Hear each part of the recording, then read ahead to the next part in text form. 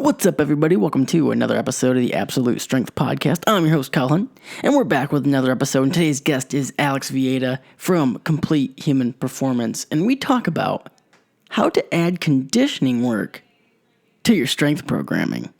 This was a cool episode, really cool episode with a lot of good information. So I think you're going to learn something today. You know, I think you may be surprised what Alex says is the best type of cardio or conditioning work to add to a strength athlete's program. I think you might be surprised. It's probably not what you think it is. You know, and just in general, I think it's easy for strength athletes to cut out conditioning work entirely. I mean, we only have so many hours in the day to devote to our training, so it's easy to cut out the thing that we don't think is directly related to increasing the weight on the bar. However, there is a huge benefit to adding conditioning work and improving your general conditioning in terms of your strength work. And you will see a benefit just by improving your general conditioning. All right, this is a good episode. I'm excited to bring it to you. Before we get to the episode, a couple things. One, check out the new channel art. New channel art. So if you're flipping through your iTunes app or whatever, wherever you listen to this podcast, and you're like, well, what the shit? What is this? Different podcast art. Let me know what you think. Shoot me a message on Instagram at Hunt Fitness. Just send me a DM. Hit me up in the DM. Say, hey, you like it, don't like it, whatever. I'm just curious, get your opinion. As always, I appreciate the support. And if you want to tell a friend about the Absolute Strength Podcast, of course, I'll forever be grateful. All right, let's get to this episode. Alex Viada.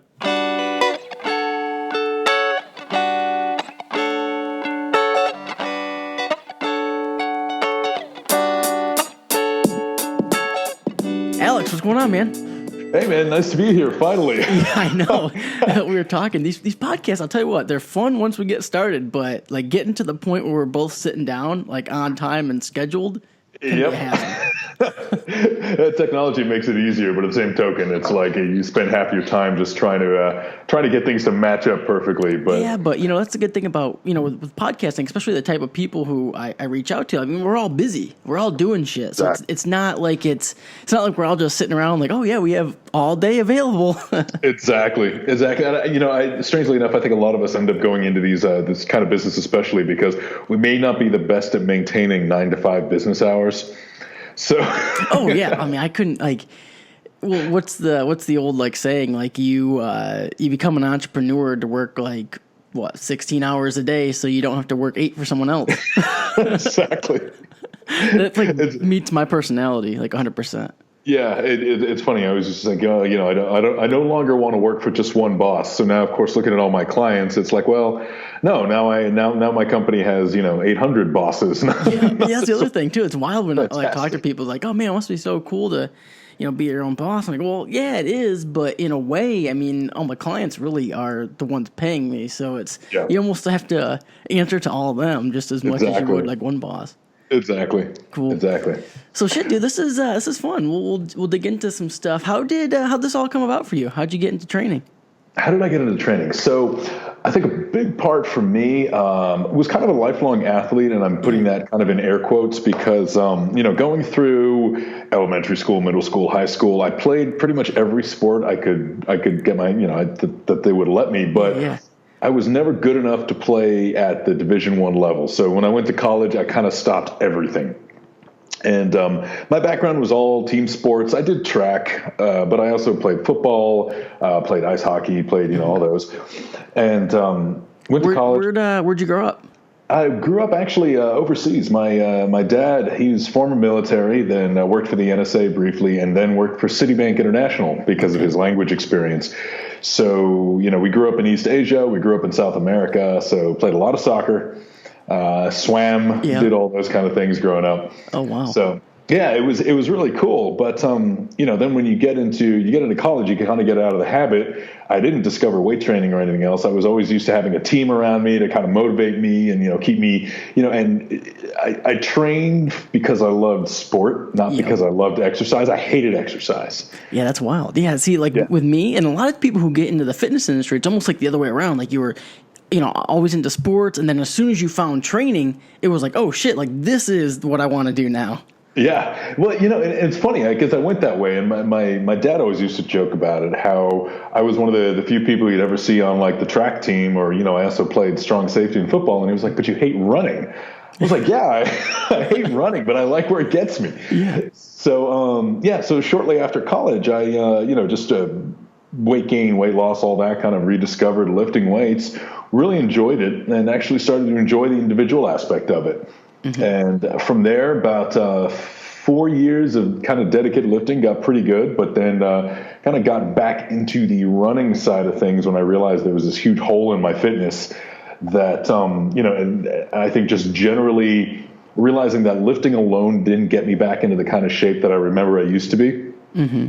So that's kind of where all this grew out of. Yeah, well, see, that's kind of why I asked. I mean, most people have, just like a general story, and it's not all that interesting. But I really wanted to dig into yours and how this hybrid method really came to be, because it was like, I imagine there was a point in time where either one of them came first, and mm-hmm. then you realized, oh shit, like there's this hole in my game, like you said. Yeah.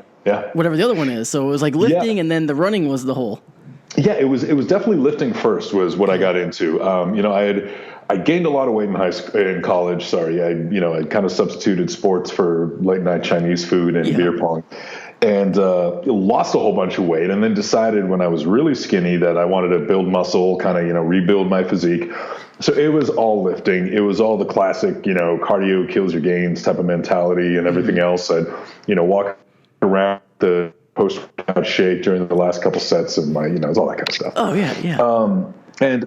Oh yeah. You have to go through that. I still see people today do that at the gym. Oh yeah. It's great too because it feels good at the time. You're wearing your stringer, which you probably haven't earned yet. You got your little. At the time, it was Nettrition.com. I think was one of the big places you could buy. Your I don't even know if I know that one. Nettrition. Nettrition.com. What year was this? Why you got to call me out like that? Well, because I'm like, I think I'm like thinking back, like I don't even know this. Like maybe 2003. All right, well, all right, so a little bit before me, because I really got into, because when I first got into training was probably like 2005, 2006. Okay. But I was like balls deep into buying shit online, supplements online. So because Nettrition was big, and then I think DPS Nutrition got bigger, and I think they're still around, and then bodybuilding.com. Yeah, and all I remember there was like A1 supplements was like a little online thing. Like it was wild. Yeah. You just like searching for all the prices, best price. Like I spent so much money on supplements in high school. It was insane. I can't even tell you, man. I remember the first time I bought creatine. I forget when it was, and I was like hiding it in the trunk of my car because I thought my parents would be upset that I had it. Yeah, well, for me, it's like this big drug. I remember. I can't remember how old I was. Probably, maybe like a freshman or sophomore in high school. And I remember I asked my parents. Mind you, they would know nothing about this. I'm like, hey, I want to buy this stuff called creatine. It's a supplement. It's supposed to help you build muscle. Can I get it? And of course, they didn't know anything, and they maybe looked into it a little bit and was like, "Oh no, you can't, you can't have this. This isn't healthy." So I abided by that for maybe a couple weeks. And then I was like, "All right, fuck it, we're buying it." And then I remember hiding it.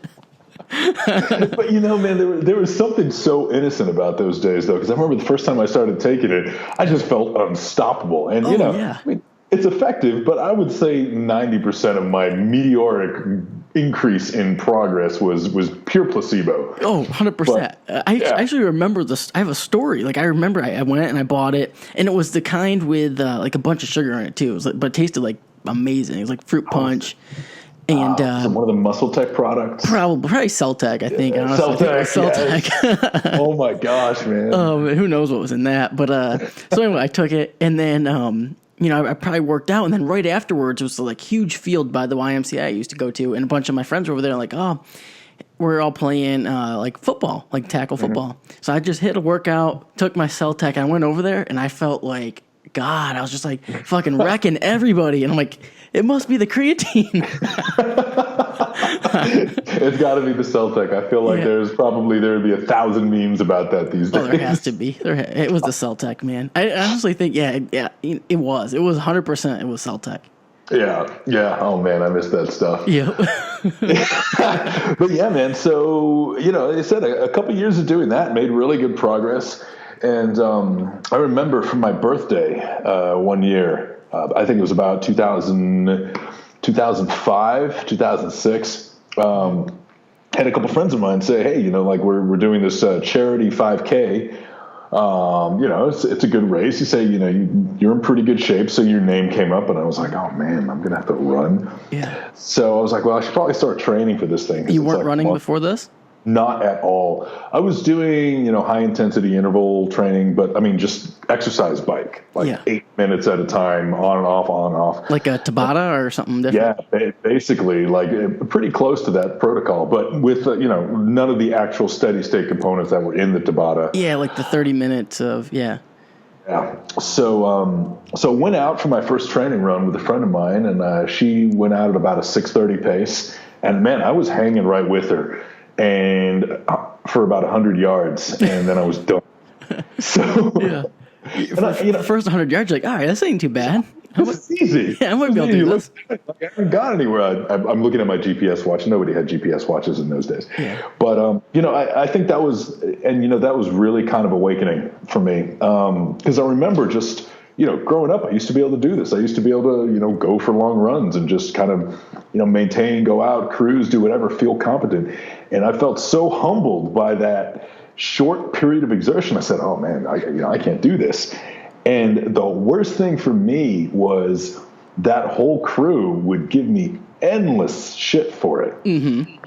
Because they're like, oh, here you are all big and strong and, you can't run a mile. And that bothered me, I think. It bothered me thinking that there was something so far outside my capabilities that was just so simple. Mm-hmm. And, talking to the rest of my family, my grandfather had quintuple bypass surgery at the age of 62, a lot of heart issues, heart conditions, things like that. I said, you know what, this might be, besides just getting humbled in 100 meters into a run, this actually might be a bit of awakening. Maybe there's something I've got to do here.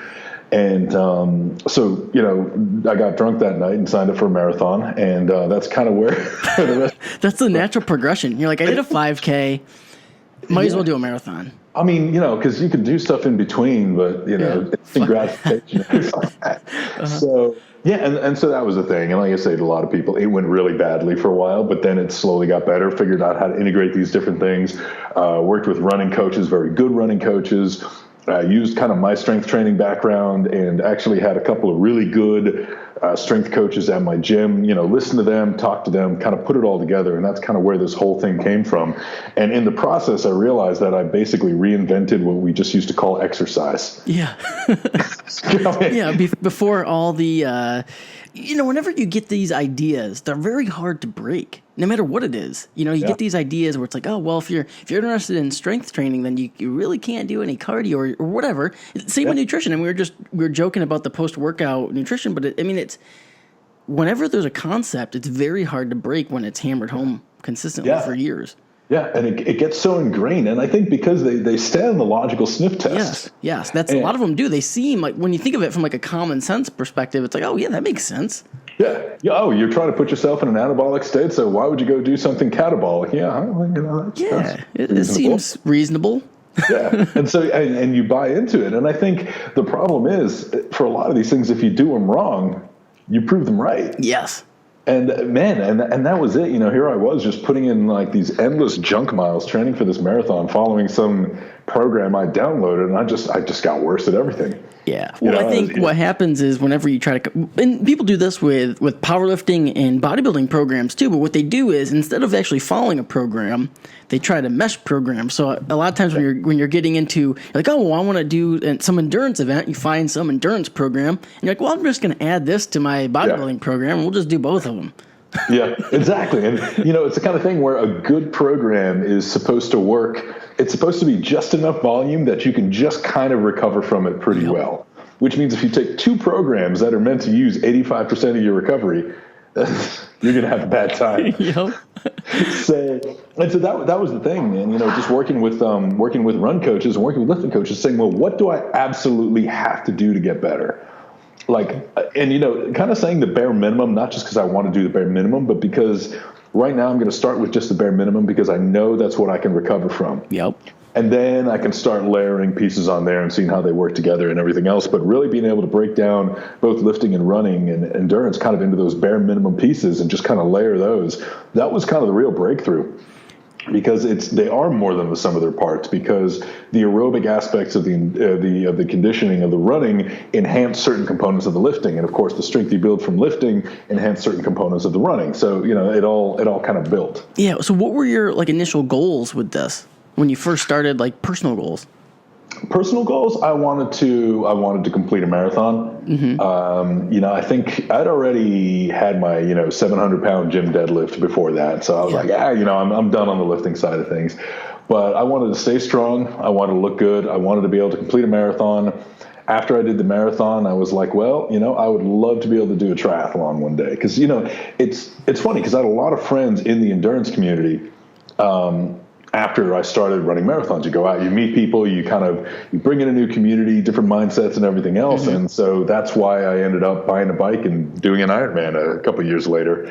It's just kind of, how it snowballs. Oh, yeah, yeah. You think, I'm just going to lift for fun. And then, you're signed up for 2 powerlifting meets and you're like, I'm going to try strongman too, because, I still have 2 intact biceps and I need to fix that. Need to tear those quick. but no, so you had a 700-pound deadlift. You wanted to do a marathon. What was the process of I guess what I'm trying to ask is, when you first set out to do this, mm-hmm. you probably had some issues, probably messed up a little bit. What was the process of kind of fine-tuning the balance there?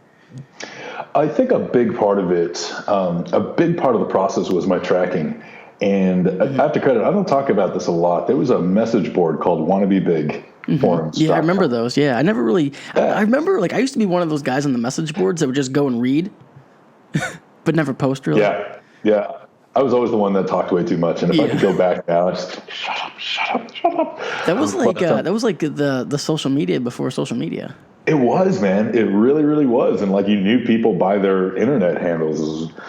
It was big in the fitness community. A lot of guys that are big now, that's how they started. Really, was it was huge. They built a following on especially bodybuilding.com. That was such a huge forum. Oh yeah. Bodybuilding.com, Muscle Mag, EliteFitness.com. Yeah. All of those. T-Nation. Yeah. Yep. And but I had training journals were big on those things. Yep. And I remember I was training for my second marathon at that point, and all I knew was that I was getting slower. And my max deadlift had dropped to 600. And I'm like, I don't know what's going on. So you're getting slower and you'd lost 100 pounds on your deadlift. Yeah. And I was just like, this is just not going well. This is really stupid. Mm-hmm. And I went back to that training journal and just started looking for patterns. Because, at that point, it was a 200-something page training journal I'd kept since 2003. And just looking at the periods of greatest progress of what I was doing, and then realized that in putting this program together, I'd forgotten so many of the fundamentals I kind of took for granted. My deadlift didn't progress the best when I was doing 30 different kinds of accessory. My deadlift did progress the best when I was doing this movement here, mm-hmm. Heavier Romanians, things like that. And looking at how my early run training went pretty well. And then when I started doing the marathon and going from one marathon to the next, I started following more traditional programs that gave me more and more and more miles, and I was feeling more and more broken up. And I was reading what running magazines would say about important lifting to do to support your running, and I was layering that on. So I just started pulling in more and more noise and really forgetting the things that actually made me good in the first place.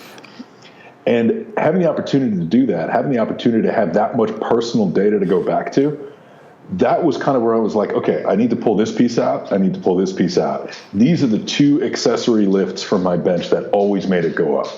So I'm just going to do those. I'm going to forget everything else. My deadlift, I made the best progress when I was working at this many times, this frequency, mm-hmm. doing this accessory, not this accessory, and that pulling that out and just being able to have that data. I said, okay, there's got to be something here, because what I'm looking at is a very, very simple program. But I show this to a powerlifter and they go, yeah, it's got all the basics. I show it to a runner, they go, yeah, it's got all the basics. But it's a totally manageable program for both endeavors over the course of a week. Yeah, so it was pretty much just eliminating all the bullshit that really didn't help you all that much. It was just taking away recovery ability. Yeah, exactly. And when I talk about, the hybrid, the whole like hybrid methodology that we use, it's really a recovery and stress management methodology. It's not you have to do this lift, it's you have to do this lift. What we do is we look at each individual athlete and say, okay, based on your training age, your profile, your physiology, let's look at the stuff you've done in your past. What do you recover well from? What do you benefit from? What to you is inordinately taxing and needs to be done sparingly, if at all? And how can we put all this stuff together to make you the most productive program that you can recover the best from that still gets you to all your goals? Yeah, because it's so easy especially when you're at like a gym with a lot of cool equipment to want to use it. You know, so you start finding yourself, slowly but surely, you're like, well, I could do this exercise that I know works and I know it improves my deadlift, but I mean, there's these other cool machines. I'll just use those for a while. And then before you know it, you're layering in extra shit that just doesn't help you all that much. Yeah, you get caught in the new shiny, or you say, oh, well, you're experiencing some issue, you're temporarily having a setback, and there's this kind of ADD where you think, okay, I'm having a bad week. You have 2 bad workouts and you feel, my lower back is just not as strong as it needs to be. And you ask someone online, here, look at my deadlift. What do you think? They say, your lower back's weak. So you're like, okay, I'll put in 3 times as much lower back work next week. Yep. And, 3 weeks have gone by and you keep doing more and more of this. And suddenly your back is so toast, you can't hit any of your numbers. And your running feels like hell because you've got no postural stability left. And then you're like, boom, a month has gone by because, rather than just saying, all right, I'm just having a bad week, you went and tried to layer on work to help make a change. And it doesn't work. Yeah, whenever you add something, the hard part is taking away something. Yeah. It's easy just to think, well, I'll just add more. Add more. Yeah. That's what, that's how you never really get anywhere. Yeah. Yeah, and it's so funny because it's true in every sport. And I think one of the coolest things about being in this position is getting the opportunity to work with great endurance coaches, great ultra running coaches, great weightlifting coaches, great powerlifting coaches, and seeing how many similarities there are in the mindsets of the greatest ones. I remember it was about a year and a half, 2 years back, and I remember it was Nicodemus Holland, who's an outstanding ultra runner, one of our coaches. It was Colin Burns. It was Sam Dancer, and myself, and I think it was C.J. Martin. All of us very different backgrounds sitting at the same table. Yeah. All very different priorities in our training and our backgrounds and everything else. And every single topic in training that came up, we all basically had the same conclusion. Yep. From somebody who, the snatch and clean and jerk is his jam, to somebody who runs 130-mile races, it was the same basic fundamentals, the same approach, the same way of looking at training and looking at physiology, psychology, and everything else, and realizing that good practice in sport can be learned from absolutely any corner. Yeah, and I think that was really cool. I think elite performance. I mean, there's just when you take someone who's an elite performer in anything, you'll just see a lot of those similarities. Yeah. Even in team sports, you see like the elite guys. If you really broke in, you'll see some outliers, of course, but if you really just boiled it down, most of them are going to have the same answers. Yeah, and it's funny because it's the same answers. It's like you're all speaking the same language, but talking about completely different stuff. It's really interesting, and I think again, it has made me such a better coach being able to just say, I know enough about triathlon to know who the best coaches in the field are. I'm going to go read their stuff. Yeah. Even if I'm not interested in their discipline specifically, I'm going to read their approach to training, and I'm going to learn their mindset. I'm going to read more about their mindset and how they approach training challenges and how they approach tapers and peaking and, athlete failure and excessive volume, how you come back for overtraining. It's all the same, it's the same challenges, just approached with a different endpoint. Did you ever get into CrossFit? Very, very briefly. I've always had trouble with CrossFit. I always wanted to try CrossFit. It just seems like it would be something that you would want to jump into. Yeah, and I would love to. And I think I'm finally at the point where I can press overhead again. Yeah. Yeah. So that's always been my problem. Was that the limiting factor there? Oh man, I've got such junky shoulders. I can't even tell you.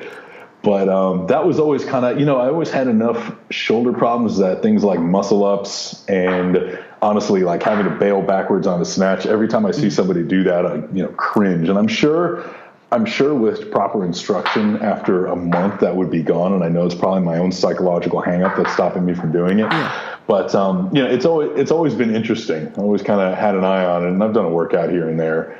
But, it's almost, I kind of feel like maybe I don't have the durability anymore. Yeah, I will say the durability aspect of it is underrated. I played around with it a little bit in like 2013, and it's just like you don't realize how beat up you get. Yeah, like it's almost just a battle of attrition.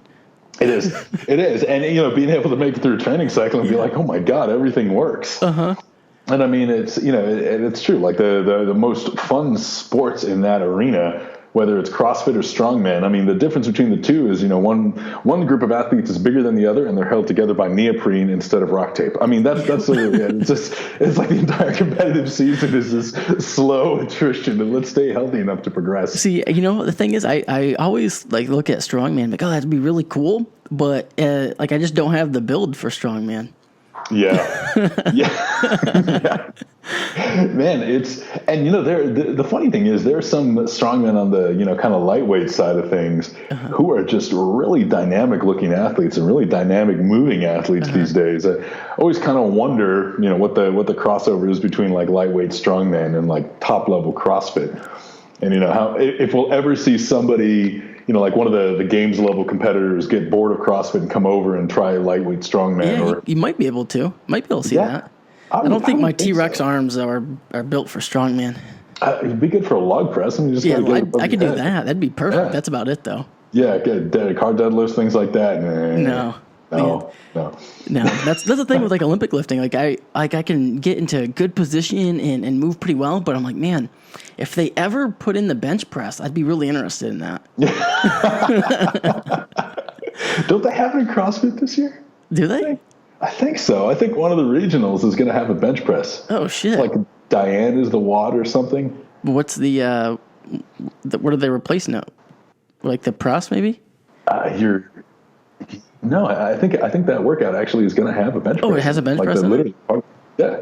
Oh, I think so. Or the way they're doing, I don't know, man. I mean, I'm probably going to get laughed at by the CrossFit listening. This is going to be like YouTube. Well, there's only about 3 of them.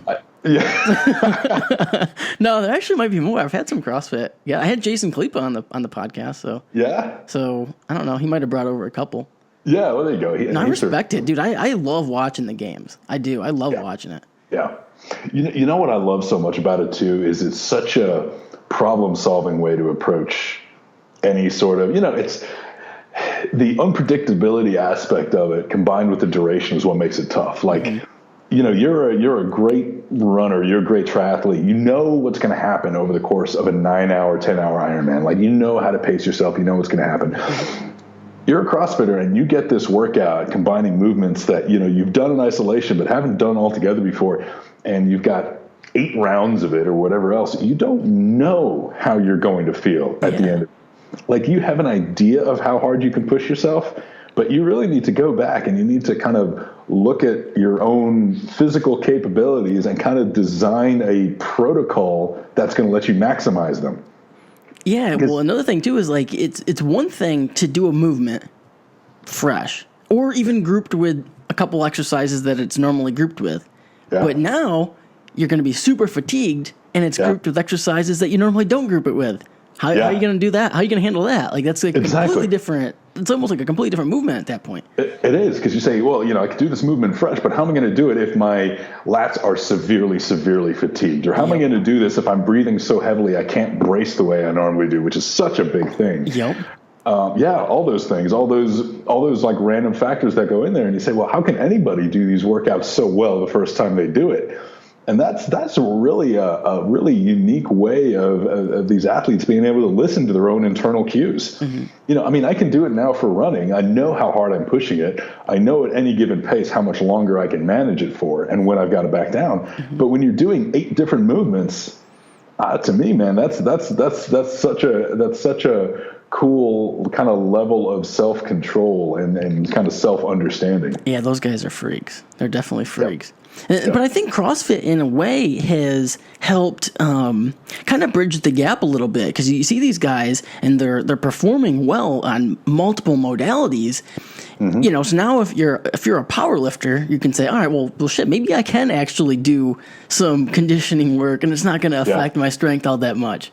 Yeah, and it's interesting because people just have to start doing it to see the advantages to it. And, I always kind of bring up an example of there are a lot of strength athletes I've worked with, power lifters, even very high-level power lifters, strongmen and the like, who come to me not specifically for their primary sport training, but because they want to add on a little bit of conditioning.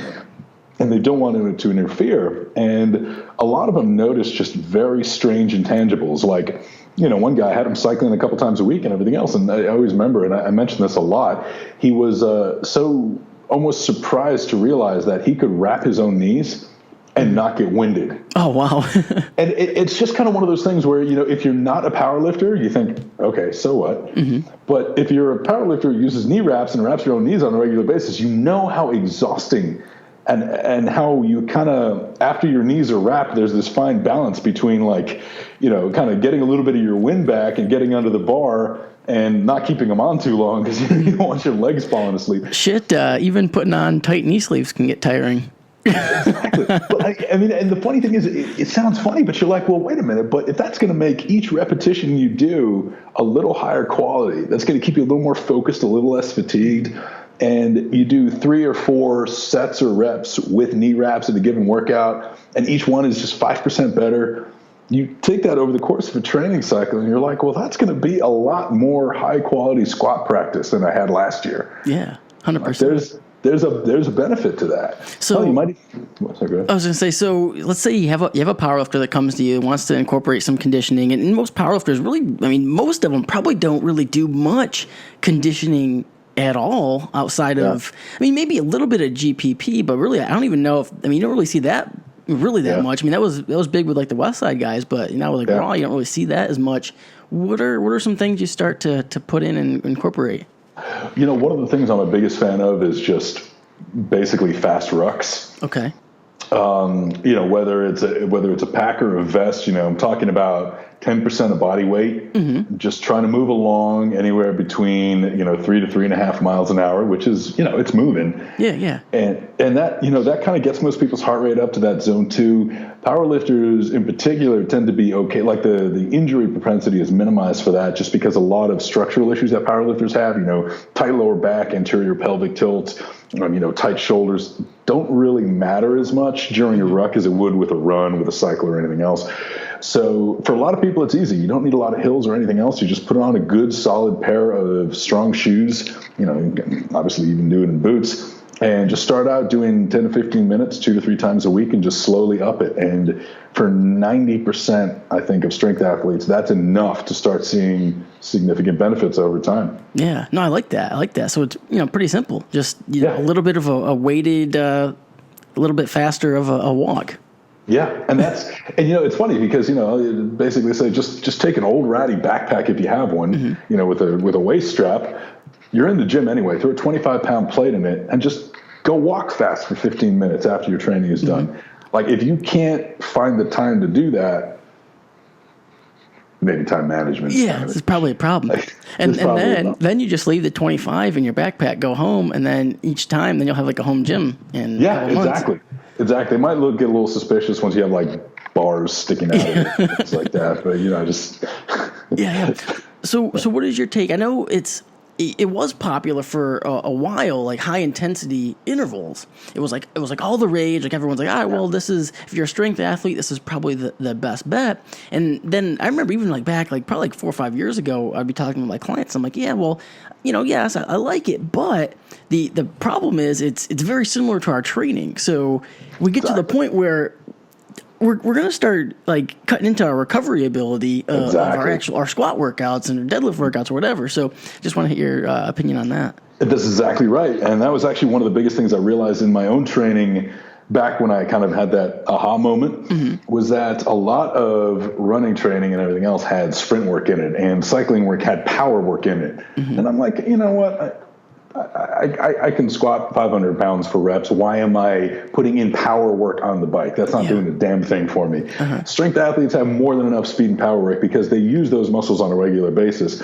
Doing high intensity interval training, you're using the same energy systems, you're fatiguing the same muscles in the same manner that you want kind of fresh for your lifting. And you want to, once you've stimulated those big muscle groups with a lot of high explosive work, you want to let them rest. Yeah. So you want to deliberately switch to something that is a complete opposite end of the spectrum. And the nice thing about a lot of this kind of zone 2 work is that it can actually serve as active recovery for your lower body rather than accumulating stress. Yep. And when you say your active recovery can have a training effect in that, it can improve heart function, it can improve peripheral vascularity and everything else. And you say, well, I'm getting a training effect from this, plus it's actually helping me recover from my volume squat day. That's kind of a win. Yeah. Whereas if you go out and do prowler pushes or like sled drags, you're just going to tank out your legs even more. Yeah. And those probably won't make you a better squatter. Yeah, that's the thing. Like, it's like when you look at it, you're like, man, like the fatigue element alone, like you're just adding so much. Or even let's say you're recovering fine. Okay, you're recovering fine with it, but that would just indicate to me that you could probably handle more squat and deadlift. If you're doing a ton of prowler work and you're like, well, I'm recovering fine. Okay, well, how about we take that out and add more squats and deadlifts? Yeah, exactly. It's saying, well, okay, so you got the energy to go out and basically sprint with the sled. Yeah. Yeah. Why not? What's your excuse for, bitching out on the last 3 sets there? I mean, like what? Yeah, you had a little more in you. Yeah, exactly. Now, is there any room for it at all into a program for a strength athlete? For a strength athlete, obviously, for strongman athletes and the like, it's a particular time domain under stress. Guys really, that they should really practice. I mean, that's that whole, because there's a psychological mindset, because being able to manage training discomfort, manage pain, and work to failure is very, very much like domain specific. Yep. So if you're a strongman competitor or something like that, and you say, well, there would definitely be room for sled pushes, as much because you can't just do farmer's carries all day. Sometimes you got to take the load off the spine. But if you go out there and you're doing sled pushes, you're doing 25-foot sled pushes, you're doing them hard, you're doing them fast, it's going to kind of it's going to utilize a lot of the same energy systems. It's going to improve that VO2 max just a little bit, and little things that are going to help you out for your work. Other than that, honestly, I mean, not really. If it's not sport specific, you're working on such a specific time domain there that it's nothing that a 20 rep set of squats isn't going to do for you either. Yeah. Well, let's talk about that for a second, because that's another thing that sometimes people will implement is they'll say, all right, well, I want to do some conditioning. Say you're a power lifter or a bodybuilder or whatever. Why don't I just do the movements? Let's say I'll just do high rep squats or do squats for a time domain or something like that. What's your opinion on that? So there are two things to that, and one is kind of anatomy physiology. The other is more of a training issue. The first thing on the anatomy and physiology side is that cardiovascular activity, a lot of the benefits for it are precisely the fact that blood is flowing properly. The blood return to the heart is as important as the blood pumping out. When the heart fills, the heart expands. That's a certain kind of heart hypertrophy that you need for actual heart health. That's what makes the right side of the heart stronger. If you're not getting enough blood flowing back in, the right side of the heart is actually not expanding, it's not building, it's not, So what happens is anytime you do a heavy loaded activity, even if it's only 30% of your max, you're getting complete vascular occlusion. Your muscles are contracting hard enough to temporarily stop blood flow. So your heart may start pumping harder to get blood to the area, but the return isn't sustained, and it's not enough to get that hypertrophy to the right side of the heart. So that whole maximizing preload, that's why we talk about zone 2 work, zone 2, zone 3 work, and maximizing that blood flow without working any muscles so hard that you're cutting off blood flow. They're getting the contraction. Exactly. And so even a high rep set of squats, you're just doing complete vascular contraction for, occlusion for 2 to 3 seconds per repetition. I mean, if you want to take it really, really light and just do the bar over and over again, you can argue, well, I suppose that's similar to running uphill or, doing endless rows. But nobody is going to pop the easy curl bar on their back and do 200 to 300 repetitions. No. That's not what they had in mind. They want to actually put weight on there. Yeah. So the other thing is specificity of movement and sport practice. kind of dictates that if you are a strength athlete, my firm belief is that every single time you perform a sport movement or a competitive movement, you have to do it in the manner in which you would compete. And if you start utilizing movements and you start getting imperfect practice in there, for example, your work sets over the course of a workout involve 30 total competition style, high quality squat repetitions, proper bracing cues, proper walkout, proper cadence, proper everything. And then you finish off by doing a total of 60 or 70 half-assed light squats with no bracing, no attention. You're kind of letting all those cues get sloppy because you're doing it for reps, you're doing it while fatigued, and you're not going to get hugely punished with 135 pounds on your back if you're a 600-pound squatter. If you go out of the groove, you can pretty much one-handed squat the thing and be just fine. Yeah. So what you're getting then is 2/3 of your squat practice is bad quality. Yep. Like, why would you do that? You spend all this time fine-tuning every aspect of your squat and becoming a technician to be a better lifter, and you take that and throw it out for the conditioning benefit. I'm just like, I can't. Yeah, that's exactly what I say. Yeah, that's what I say. Yeah, that's why I was smiling and laughing because it's funny. So what's your training look like these days? So I'm kind of off and on a couple different events. I have a double Ironman scheduled for September. Okay. The hardest thing about that, man, has been finding the time to get the training in for it, because obviously I don't want to go out there and suck. But for that kind of thing, I've got to be putting in 150-mile rides on the weekends, and I just haven't quite been able to get those in. So I'm mostly doing a lot of trail running a couple mountains. San Diego is great for that. I'll do a 6-day-a-week lifting split. I've realized that keeping my workouts relatively short has allowed me to keep them higher quality. I find that if I take the work for a 3-day split and divide it out into a 6-day split, I'm not so fatigued going into the end of it that I just start losing motivation.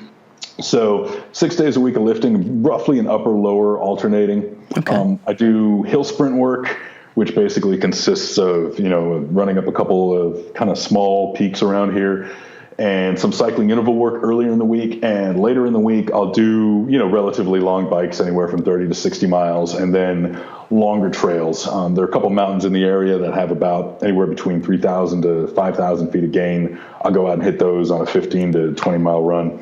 So yes, that's what you're doing right now. Did I see you were doing some bodybuilding training? Within the last year? I am, actually. There's a decent chance I might do a show sometime in the next year or so. Yeah. It's not guaranteed. Really, a lot depends on how much mass I can maintain during this whole lead up to this double, if that's what I want to do. Also working with a couple of athletes, working with a couple guys. We're going to be doing Kilimanjaro and things like that. Oh, so cool. There's a lot of stuff between now and when I would do a show. I kind of need to see, my goal is retain as much mass as possible through all this stuff and see how I come out on the other end and kind of set my expectations from there. What's your lifting volume look like right now? It's not super high. It usually each day consists of really one main exercise, more of a strength focus. It's basically warm-ups. Then the main lift itself is usually in the anywhere from 3 to 5 repetition range, 2 to 3 sets there. Then each day has 2 to 3 accessories that are more volume related. More like bodybuilding style, like hitting muscles? Exactly. So today is just going to be a couple sets of heavy squats, and then I'll probably head over to the gym because I've got a garage gym that has the barbell and rack I like. Oh, okay. And then I go to kind of a local commercial gym, probably finish up with some, relatively light leg press, maybe some, focused hamstring curls, things like that. Maybe one other exercise in there. And that's going to be the extent of it. Then I'm probably going to hop on the bike and get in, hence if you can see my fantastic bib shorts. Yeah, I see. Probably hop on the bike and get in maybe 15 to 20 miles or something like that. Okay. So it's all relatively low key now, and it's all a little bit more of the just be able to peak for anything that I want to do at any given time. Yeah, so you're kind of within striking distance. Exactly. Yeah. Exactly. Do you have your nutrition pretty dialed in? My nutrition is dialed in that I kind of keep a core meals that accounts for about 2,500 to 3,000 calories a day. Okay. And I know I always need more than that. Mm-hmm. So those core meals don't really change. Like the breakfast doesn't really change. The midday meal doesn't really change. The dinner doesn't really change. But I definitely put in food and meals around that to kind of buffer my calories as I need. Mm-hmm. So I know I'm getting enough protein. I know I'm getting all the carbs I need. I know I'm getting good quality fats. I know I'm getting enough of those, so I don't really have to worry about that. So anything else I eat can pretty much be more or less whatever I want. Yeah, what's a day look like? Let's see. Breakfast is usually either grits. That was 19 years in North Carolina. I was gonna say that's a southern thing. I live in South Carolina now, so it's like okay, yeah. And I'm from New York, so I don't really do the grits thing. I'm more of an oatmeal guy. Have you ever done shrimp and grits? No. Oh, you have to go do it at least once. Once. Yeah. Is it worth it? Oh, so good. It's so good. So yeah, usually grits, Fairlife milk, some sort of like high protein milk or something like that. For breakfast, usually around lunchtime, it's a good solid portion of rice, some lean protein, some meat. Potentially, if there's a secondary source of carbs, it's going to be something relatively simple as well. I like those like oat bars, granola bars, things like that. And my early part of the day is pretty light in calories. Yeah, that's what sounds. Yeah, because dinner is usually about anywhere from 1.25 pounds to 1.75 pounds of meat. Usually it's steak, tri-tip, London broil, something lean, pork tenderloin, chicken of some sort, whether it's breast or thigh, and a good portion of rice. Vegetables, olive oil, that whole mixture. Yeah, so you have a big dinner and then later throughout the day. Well, and that generally works because I think for a lot of the endurance stuff that I do, especially coming right out of the gym, I find I get a lot of issues with GI upset and nausea and things like that if I eat right beforehand. I mean, if you squat heavy and then go do volume leg press and then go do hill sprints and you've got a full stomach, that's a bad time. Yeah, it's a bad combo. Yeah, so I like having a bigger meal at night. I sleep pretty well afterwards. It puts me in a bit of a food coma, and I wake up feeling all completely topped up. So it works pretty well. Yeah, I like that setup. Yeah. So the rest of things, filling in things here and there. I'll heat up some. They've got like low fat chicken strips and things like that. I'll do some of those. Really kind of runs the gamut. Mm-hmm. On runs, I eat a lot of fresh fruit, dried fruit. And kind of keeping those, a lot of my run and training supplement stuff is a lot more whole foods as well. A lot of fruits, a lot of, kind of more whole food supplements rather than goos and gels. Yeah, I was wondering about that. You don't really use them that much? I don't use gels a lot, man. I got so tired of those, and I realized that they've got these like fruit pouches. They're fantastic. It's a pretty good cross section of, fruits, vegetables, yolks, things like that. Mm-hmm. It's just in terms of keeping all those micronutrients in there, it's pretty good. Yeah, whenever I go to the store, my daughter always likes to take those and eat them while we're grocery shopping. Yeah, I literally go to the baby food section for a lot of them. Yeah, we'll be going through and she'll just like take them and eat it like while we're shopping. Yeah. Then we get to the aisle or whatever. And we're like, yeah, she ate like 3 of these, so. Yeah. But it's, the funny thing is, I know it sounds ridiculous, but every runner I've spoken to that's been turned on to those says there's some amazing things there are. Yeah, I can imagine. It's true. It's just, really it'd be perfect if you think about it. It is. It's sugar. It's, some of them have a little bit of yogurt and protein and things like that. It's, it's refreshing. There are different flavors of it. They actually have a little bit of fiber, a little bit of vitamins, a little bit of minerals. So it's not just pure sugar. And that's been one of the things that's it's funny. Some runs I actually kind of look forward to it. I'm like, pull it out of my pocket. I'm like, mango banana. You're like, who knew? Look at that. Sweet potato and kale, actually a thing. Maybe not as exciting. Yeah, but probably not. Yeah. Yeah, no, they have those. Do you? What supplements do you take? Right now, not a heck of a lot. Just because I'm so bad at actually sticking to a supplement routine. Mm-hmm. Of any sort. I did beta-alanine for a long, long time. Yeah. I really like what that did to kind of my short-term sprint performance, especially uphill running. Mm-hmm. So that's kind of the big one. Other than that, the thing I'm most cognizant of is just electrolyte intake here. So I've got the fake salt, the potassium chloride, the 50-50 salt, and then regular salt, just because this is desert. Yeah, this is San Diego. If you don't stay on top of it, your performance just tanks. Imagine, yeah. Yeah, so that's honestly over any other supplement, that's what I focus the most on, is just balancing electrolytes and focusing on that rather than, I forget to take creatine all the time. What about hydration, water intake? That stays high. Mm-hmm. I'm usually every run or, even before it, I chug down one of these 40-ounce containers of water in the morning and another one at night. And during the day, every runs, it's coconut water, it's electrolyte supplements, it's Pedialyte, powdered Pedialyte and everything. During exercise, I try not to ever drink pure water. It's always got electrolytes in it. And I figure it's just cheap, easy insurance. And, I had hyponatremia about a year ago in the Grand Canyon, and I never want to experience that again. What was that like? So picture being out in 110 degree heat, and you are at least 3 miles and 4,000 feet of vertical elevation from somebody who can help you. And your entire body starts cramping, and you start vomiting uncontrollably and can't even keep down water. Oh, boy. You probably thought you were done. Oh, yeah. I definitely thought I was done. Because you can't even take a step. Yeah. And that was it. And you start getting dizzy, and you're sitting out there in the heat, and you're just at this baking heat on you. And it was really, really interesting because I definitively realized at that point that I could keep drinking water, and it was just making me feel worse. Yeah, yeah. You say, okay, that's a real problem. And you didn't have anything else with you? No, because when I started the run, I switched packs at the last minute back in my hotel. And the pack that had the little pouch of, hydration, the little electrolyte pouch, got left in my other pack. Oh, boy. I just had everything wadded up and transferred one to the other and just slipped through my fingers on the transfer. So what ended up happening? Oh, man. I basically crawled my way to kind of a rocky overhang, started using the water I had just to cool myself down, cool my core temperature down.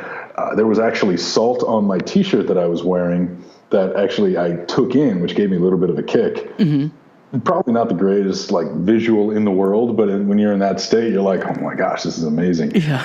And once I brought my core temperature down and managed to just calm down, let the cramping subside, get a little bit of that salt and electrolytes back into my system, I could slowly start walking again.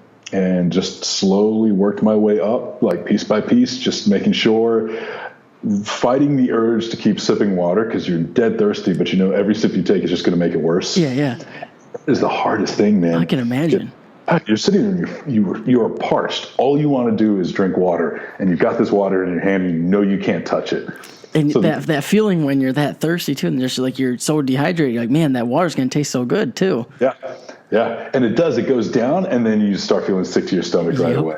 So it was the kind of thing where every time I would want to take a sip, I would just dump a little bit on my shoulders just to cool myself off, and that's about it.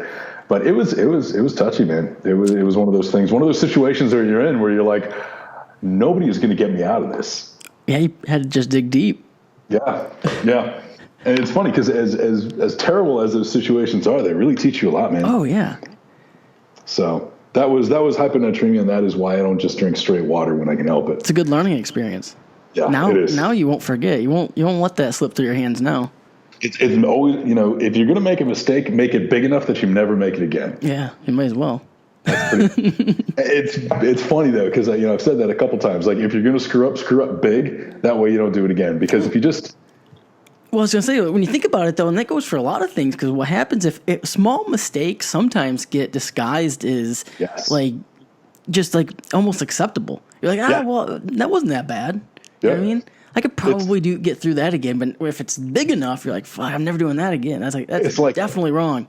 It's like injury and lifting, man. Yeah, well, that's kind of what I was, leaning towards. I just kind of tweaked something. Well, my form's not the best, but it works. That wasn't too bad. But if you really snap your shit up, you're like, okay, something has to change. Yeah, and you always come back. To a certain point, you usually come back a better lifter. You may not necessarily be a better athlete, but you're definitely a better lifter. And it's true, because usually when you screw up just a little bit, you either overlook it, you forget about it, or you think, oh, maybe that's even just normal. Yep. Oh, yeah. When in reality, you almost think well, if I'm going to, my lower back's just going to hurt when I deadlift. That's just, Yeah, that little bit of knee pain I'm having every time I squat, that's just normal. Deal. That's just because you squat. Normal. Yeah. And it's you don't realize unless somebody else is looking at it going, yeah, your right knee is all over the place these days. Yeah. What the hell are you doing? You wouldn't even notice that until, you walk out and suddenly. Yep.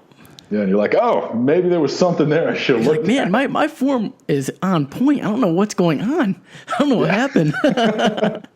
I had one bad rep. Yeah, that's all it was. It wasn't the 200 bad reps I had in my training in the 6 months leading up to that, which should have been an indicator, but weren't actually. Yeah, I don't know, man. Yeah. Something happened that last rep.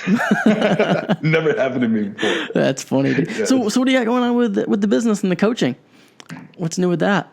So one of the things we're doing now, we've always done one-on-one coaching. I've been successful with one-on-one coaching. I mean, I could, start spitting out on marketing with athlete numbers and everything else, but not with it. One of the things we started doing now is, besides the coaching, in addition to it, we started moving into doing a lot more interactive templates. Mm-hmm.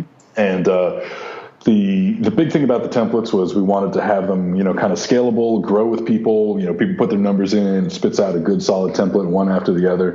Mm-hmm. And, we found that that's kind of the best blend between, kind of the obviously the one-on-one coaching and then just downloading a template from the internet. Yep. And, kind of supporting those and growing those is going to be really big, because I think one of the directions we'd like to be able to move in eventually is a lot more automation of training. So, you do your workout, you do your program, you have a good day, you have a bad day, you enter in your numbers, and the program can kind of automatically adjust to it. Yep.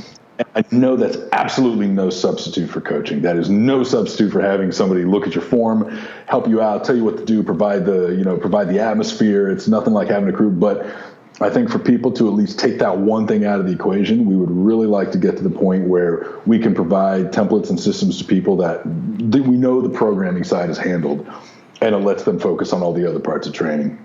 So that's kind of where we're moving right now. I mean, we still, we still got a great solid coaching roster, mm-hmm. Still really, really focusing on, because all our athletes, all our one-on-one athletes, we kind of view them as, a lot of ways, as data gathering. Yep. Like this is what we learn. We learn from working with people, and we try to apply that to everything we teach from now on. So, talking to people, as much as we like the automation and the templates and everything else, we're never going to stop working with clients, because that's how we learn. Oh yeah. I remember when I first got into like coaching and training was like 2009, 2010. And I was like 17, 18. And I just remember like older trainers kind of being like, oh yeah, well, there's no substitute for experience. And it's for, of course, as like a younger kid, you're like, well, yeah, but I know more than you. So that's like going to cover up for it, Yeah. But now here I am. It's like I've worked with over 1,000 clients, and it's like, shit, I've learned so much from them. Like shit you don't learn in school or don't learn from the textbooks. It's just, there really is no substitute for the experience. Yeah. And that's the funniest thing too, because the only way you can learn that lesson is through experience too. Nobody can tell you that, because you'll resist it every single time. Well, it's like the age-old expression, like, I wish I knew then what I know now. Well, yeah, but there was people who knew then. They probably told you then. You just weren't in the situation to learn from them. Yeah, it was one of the things that said, as I get older, my dad gets smarter. Yep. It's more like a reflection back and, hey, he told me that. Yep. Hey, I just figured this out, but he told me that 5 years ago. What a brilliant man, and I never knew this. Yeah. Well, same with training. Like I'll go back and read stuff that I read like 5 years ago, and it's like takes on a whole new meaning. Yeah, absolutely. Absolutely. And it's the whole thing that training is an art. And, it's funny, because when I think about it, I think, well, art is science. Mm-hmm. Every bit of art is about visuals and geometrics and interplay and color and light. There's a science to it.